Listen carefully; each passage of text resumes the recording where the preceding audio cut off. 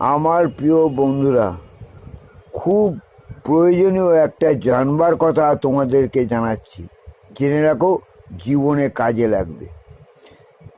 প্রথম কথা, কোনো সার্ভেন্ট বা চাকরকে না জেনে শুনে, পরিচিত না হলে, খুব ভালো করে খোঁজ খবর না নিয়ে তাকে কখনোই তোমার বাড়ির কাজে, তোমার নিজের কাজে বা অফিসের কাজে রেখো না, কারণ বিপদ তোমার অনিবার্য।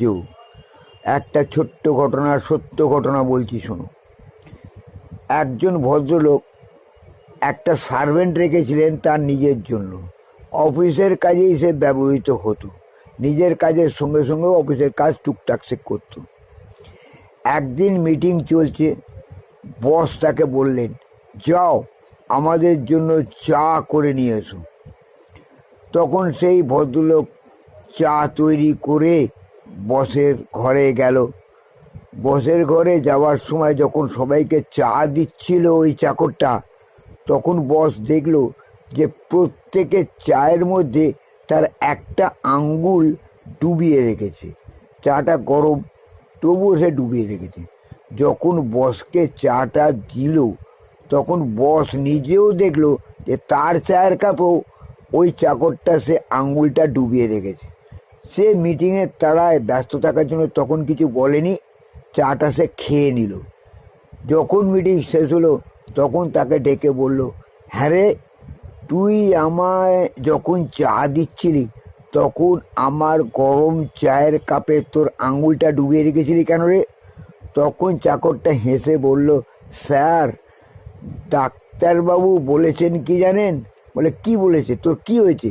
বলে, আমার আঙ্গুলটা কেটে গেছে, তো ঘা হয়ে গেছে, দগদগে ঘা। ডাক্তারবাবু বলেছেন ওটা গরম যে কোনো জলে বা যে কোনো তরল পদার্থের মধ্যে ডুবিয়ে রাখতে। তাই আপনাদের যখন চা দিচ্ছিলাম তখন এই আঙ্গুলটা চায়ের মধ্যে ডুবিয়ে আঙ্গুলে সেঁক নিচ্ছিলাম। তখন বস খচে গিয়ে তাকে বলল, শালা হারামির বাচ্চা, ওই আঙ্গুলটা তো তোর পোঁদের মধ্যেই ঢুকিয়ে রাখতে পারতিস। বলে, স্যার, আমি তো সেটাই করেছিলাম। চা দেওয়ার আগে কোনো কিছু তো গরম পাইনি, তাই পোঁদের ভেতরটা গরম বলেই আমি তার ভেতরেই আঙ্গুলটা ঢুকিয়ে রেখেছিলাম। এখন ওই ঘাওয়ালা আঙ্গুলটা একটু আরাম পাচ্ছি আপনার চায়ে ডুবিয়ে রাখার পরে। আপনার যতবার চা দেবো আমার ঘাওয়ালা আঙ্গুলটা ওখানেই ডুবিয়ে রাখবো। বস বললো, ভাগ ভাগ ভাগ, তুই কেন ভাগ। বুঝতে পারছি ও কেলোটা কোথায়।